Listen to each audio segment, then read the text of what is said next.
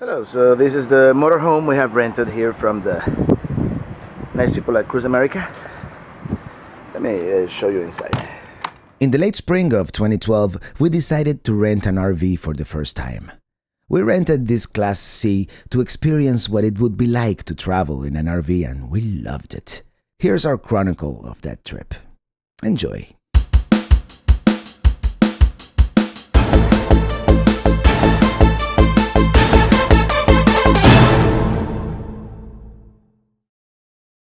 We are driving all the way from Miami, Florida to Sandusky, Ohio. What's up there? You'll find out soon enough. We take the scenic route by DELRAY Beach, which is about halfway between Fort Lauderdale and Palm Beach. In order to take a break from the flat and boring I-95, we drive north on A1A next to the ocean. We even park for a few minutes to stretch our legs and check out the beach. Moving along, we go through Gulfstream, the 11th highest income place in the USA. By Boynton Beach, we realize we'll never make it at this pace, so we go back on the interstate. We stop once again at this desolate area right after Jupiter to take a quick break. That's the one great advantage of traveling in the RV. You can just stop anywhere and your home is right behind you. We even make Cuban coffee. We take the scenic route one more time by Melbourne. We are getting very close to Cape Canaveral. Melbourne Beach, however, is not much to write home about. It's your typical beach. Seen one, seen them all. We drive through Cocoa Beach until we reach Port Canaveral. Then we continue speeding north as the day comes to an end. We stop for dinner near Jacksonville and then take the Dames Point Bridge, which bypasses the downtown area.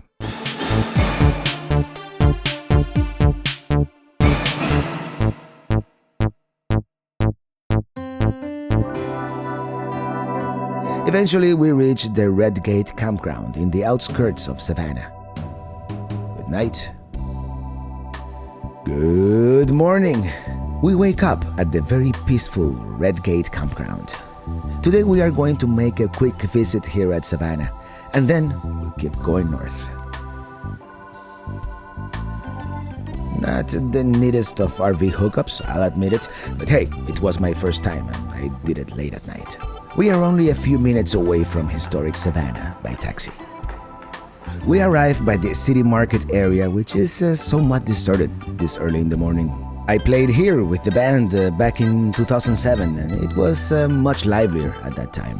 Old Savannah is so beautiful with all this antebellum architecture and the lush vegetation.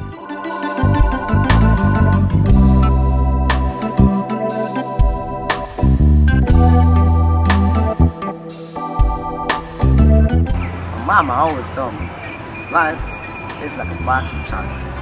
You never know what you got. Here's the First Baptist Church, the city's oldest. The historic district has many of these squares. This one in particular appeared in the movie Forrest Gump.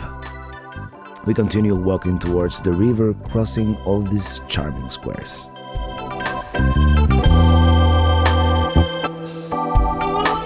We arrive by City Hall, and behind it, River Street. Today we're gonna be sailing on a brunch cruise along the Savannah River. So let's get our ticket. And this is our boat, I think, in which we are going to navigate the Savannah River. All aboard! Let's go! I'm hungry. These buildings on River Street are restored 19th century cotton warehouses, and nowadays is a nice tourist trap. Lunch on the riverboat is pretty good. It's southern cuisine, buffet style. The Savannah River, however, is not particularly picturesque once you get away from the historic district.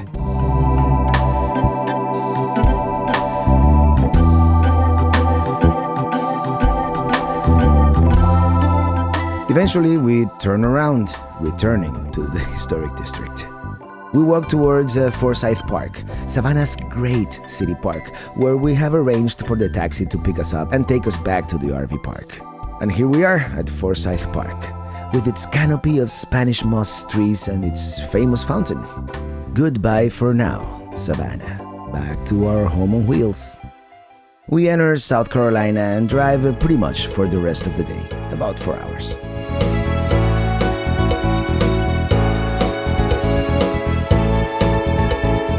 We arrive at the state of North Carolina and the city of Charlotte. You have arrived at your destination. We eat at this place called the Barbecue King, recommended by the book Road Food and its associated website as well.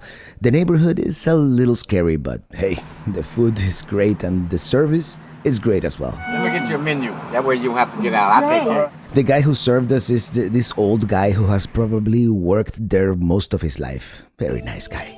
We continue towards the downtown area, which here, oddly enough, is called Uptown or Center City. And this right here is the epicenter, the nightlife hub of Charlotte. I drive for another 3 hours under a horrible thunderstorm.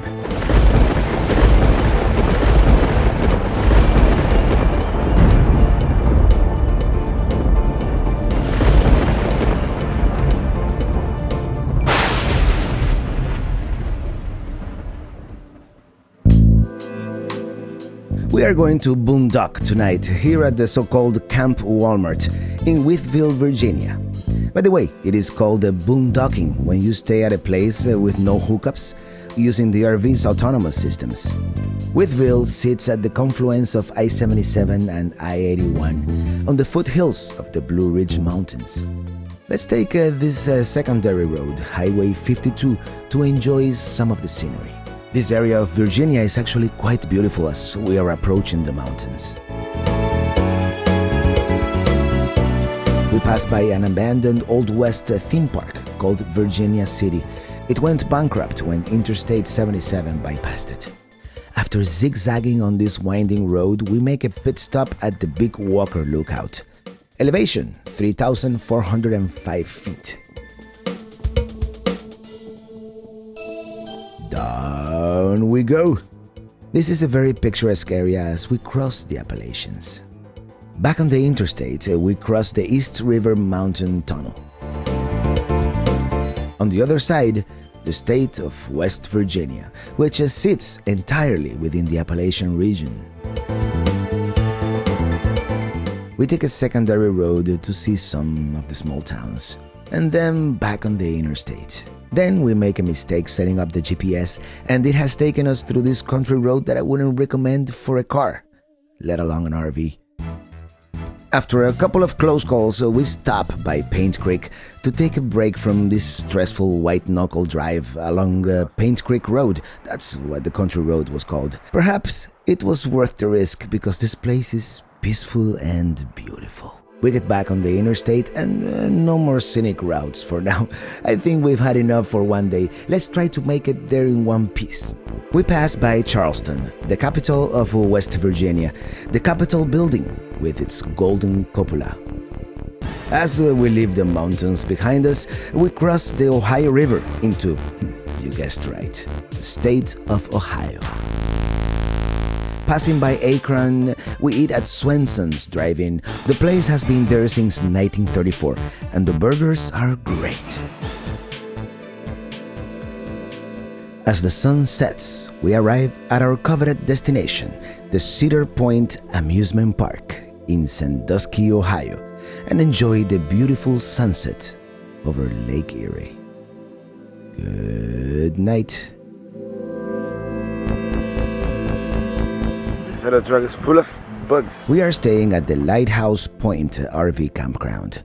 A minibus takes us to the park. We are at Cedar Point Amusement Park in Sandusky, Ohio. Cedar Point. I bet many of you have never even heard about it.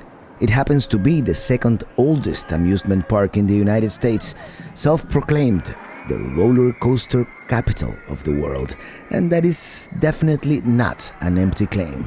It has many record-breaking roller coasters. This one right here, the Dragster, was the fastest and tallest in the world when it opened in 2003. I mean, if roller coasters and thrill rides are your thing, this is the place for you. There are long lines at the most popular rides, but that's expected, and most of them are worth it. There's also a water park next door, but it's still too early in the season to enjoy it.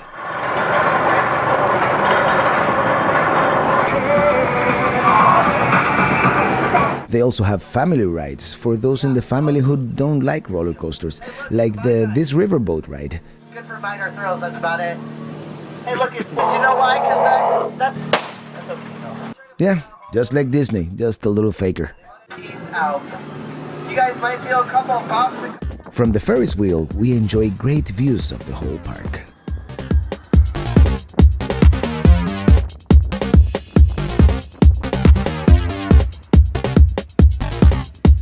And there's also the sky ride.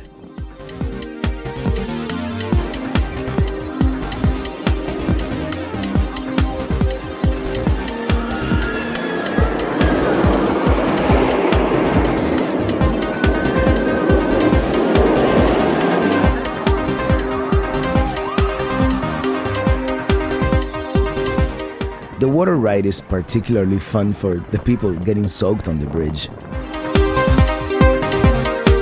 As the day comes to an end, they have the Starlight experience.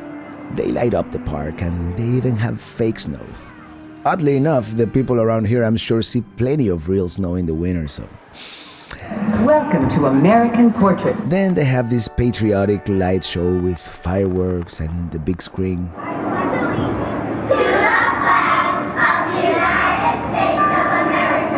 More patriotic music, more fireworks.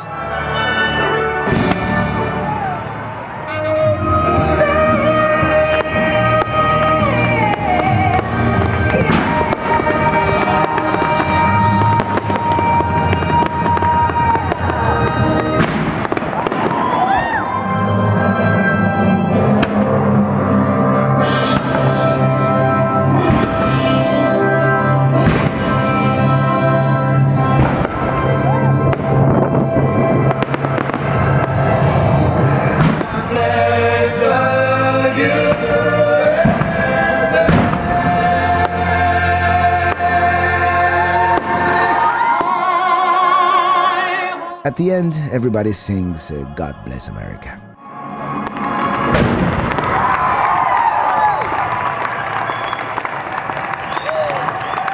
Okay, it is time to go, as we have a long drive ahead of us tomorrow, and the day after, and the day after that. We bid our last farewell to the Cedar Point Amusement Park, where we have been riding thrill rides and roller coasters for the last 2 days. We do explore the beach a little bit and the lakefront resorts that we haven't seen yet, but time is of the essence, so let's get back on the road. We decide to explore the town of Sandusky itself a little bit and eat at this seafood place called the New Sandusky Fish Company, which comes highly recommended by the aforementioned road food book. The yellow perch sandwich is really fresh. Let's continue our journey. Okay, leaving Sandusky. Destination, Miami. Eventually.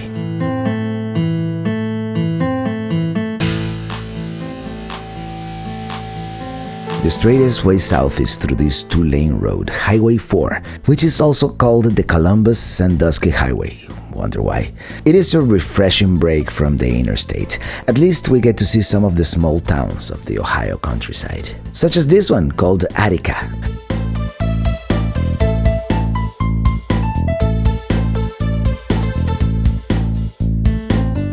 A little further down the road, CARROTHERS. Yep, that was the whole town. Lots of churches around this area, and they all look kind of similar, with the cemetery next door, like in the olden days. We are now passing by BUCYRUS, Ohio. Its motto, the small city in the middle of everywhere.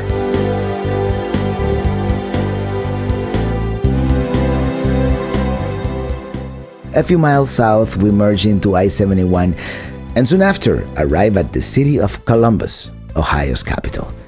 There's nowhere to park our rig in the downtown area, so we're just going to drive around a little bit. We pass by the state's Capitol building.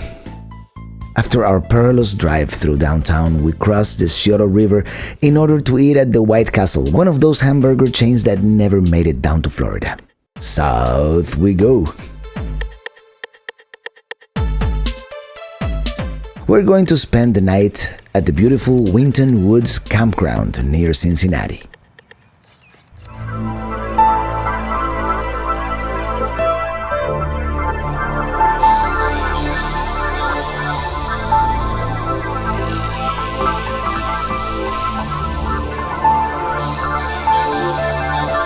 At night, while Ellie and Brian try to start a campfire, I experiment with some long exposure photography, trying to write the words RV with an LED flashlight.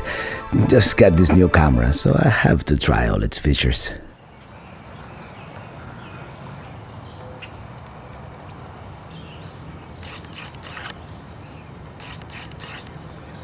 It is a beautiful morning in the Winton Woods Campground, and it feels like we should stay here for at least a whole weekend, but we must continue on our journey south. We're taking I-75. Were we to continue on this road non-stop for another 16 hours, we would arrive at Hialeah, Florida, just to the northwest of Miami. But by now you know we're not going to make the whole trip straight through. We gotta stop here and there. We cross the Ohio River once again into the great state of Kentucky.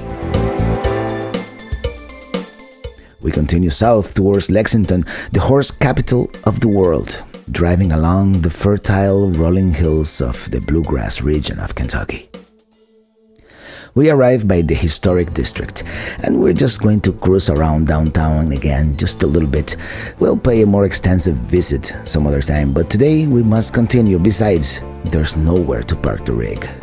We pass by the Victorian Square and the Equestrian Park, and off we go. Next stop, Corbin, Kentucky. What's here? Well, no less the site of the original Kentucky Fried Chicken.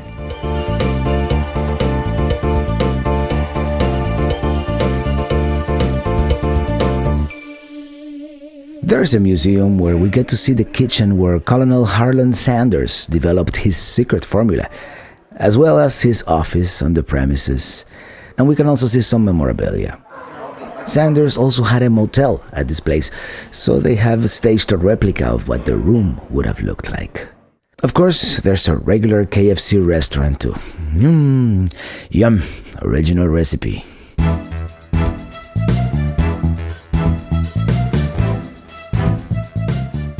South and south we go, and before we know it, we are in Tennessee.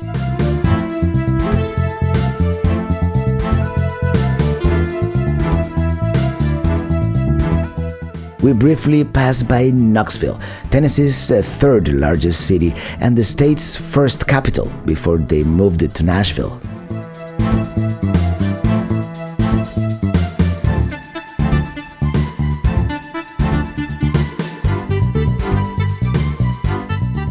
Okay, I've been driving for too long, so I'm going to take a break. You guys stretch your legs while I have an adult beverage.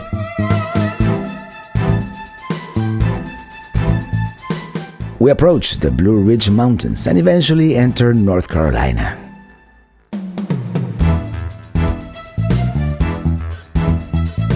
We find the Blue Ridge Parkway and then the Hintuga Ridge Road.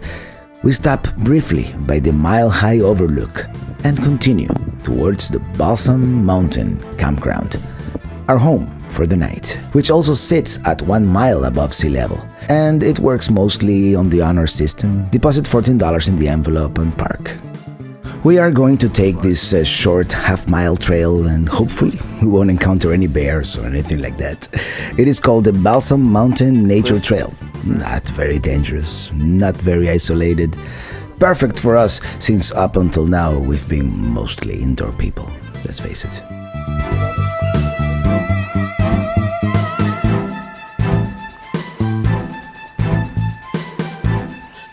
And we're back on the main road. That wasn't that bad. Following a fellow camper's advice, we go with him and everybody else to the Flat Creek Trail to enjoy the sunset, and you can tell it is going to be a spectacular one.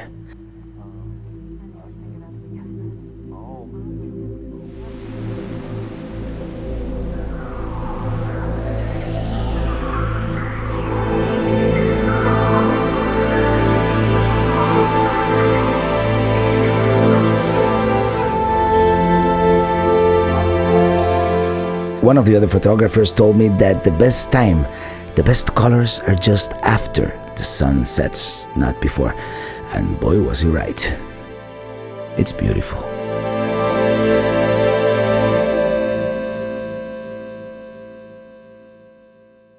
At night, I try to experiment some more with my new DSLR camera, trying to get one of those long exposures of the night sky that you've seen in magazines. And this place is perfect. It's a clear night, there's very little light pollution, and then the moon comes out to ruin my shot.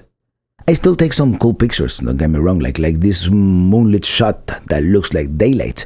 See the stars? And this one where I accidentally caught a shooting star in the sky. And our neighbors seem to be enjoying a campfire under the full moon. Good night. Good morning from the Smoky Mountains. Let's check out this Masonic monument nearby.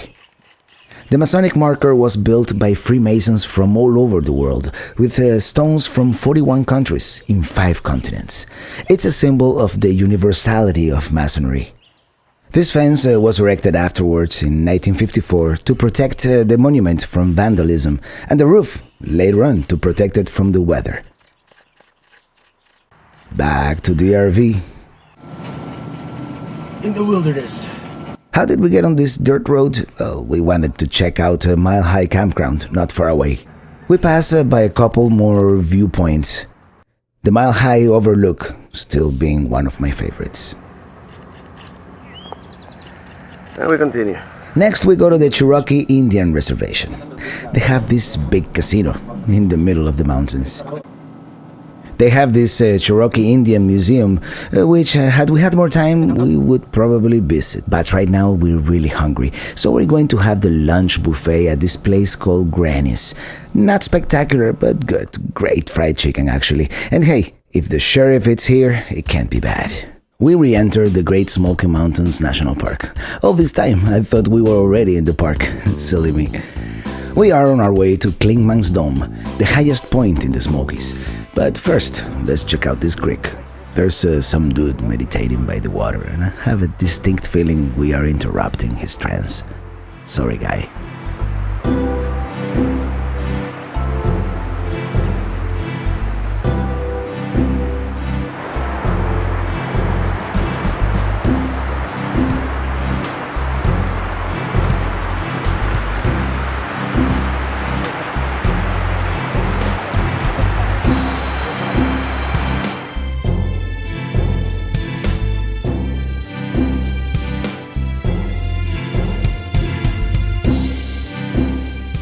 We have parked at the CLINGMANS Dome, and we will have to walk the rest of the way up. A few feet away from the top, we encounter the Appalachian Trail, one of the most famous trails in the US. It is over 2,000 miles long, and it goes all the way from Georgia to Maine, and this is its highest point. Here I am walking on the actual trail. Hopefully someday we'll be able to do at least a section of the AT, as it is abbreviated. They do have this platform at the top of the mountain, and the views from the highest point in the Appalachians are breathtaking.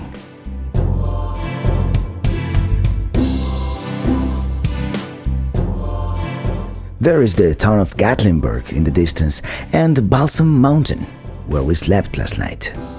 Down we go. What goes up must always go down.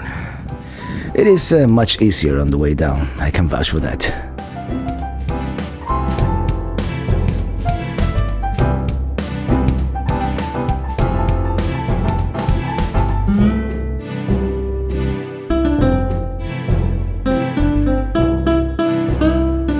We are once again speeding south. We spend the night with family near Atlanta, and in the morning we get stuck in traffic because of this accident. I hope they're okay. And then Florida, here we come. Our last stop, St. Augustine. We camp at the KOA for the night. In the morning, we take a taxi to the historic center of St. Augustine, the oldest city in the USA, founded by Spaniards in 1565. It has the oldest fort, Castillo de San Marcos, supposedly the oldest wooden schoolhouse, and the oldest authentic drugstore.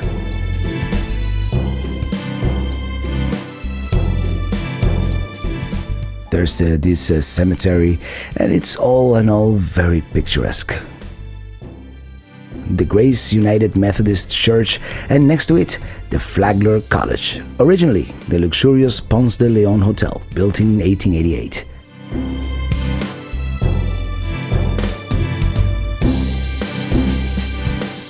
We also passed by the lighthouse on Anastasia Island. However, we're not going to climb to the top this time.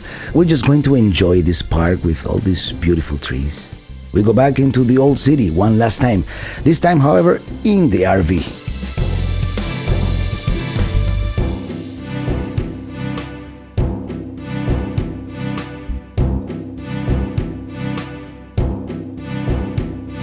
We're going to visit Ponce de Leon's famous Fountain of Youth. We are greeted by peacocks by the parking lot. Actually, the peacocks are everywhere. The whole place is supposedly an archaeological park with many attractions. Apparently, we just missed the firing of the cannon. That would have been neat. But we get to see the presentation about the Timucua Indians, the original inhabitants of these lands. He demonstrates the weapons the Timucua Indians used to hunt and to defend themselves. It looks like this cannon has seen better days. Statue of Mr. Ponce de Leon. Now let's check out the main attraction, the Fountain of Youth. They have some rather crude animatronics of the Indians and Ponce de Leon, and of course, the fountain. The water doesn't taste very good, and I know it's all a tourist trap. The whole town is. But hey, I feel younger already. All good things come to an end, and this one is unfortunately pretty much done.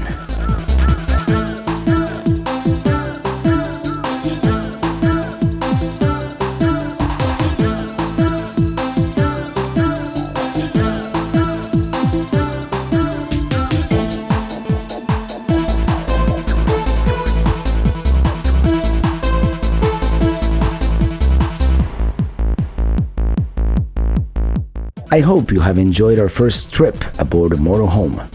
Soon we will be doing this in our own RV. Keep your fingers crossed for us. Coming up on the next video, we visit another unique city, also called the Big Easy, the birthplace of jazz, the great American art form. And it happens that we're visiting during Mardi Gras.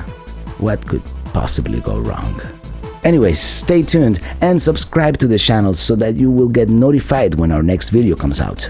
Until then, thank you so much for watching and see you on the road. Adios.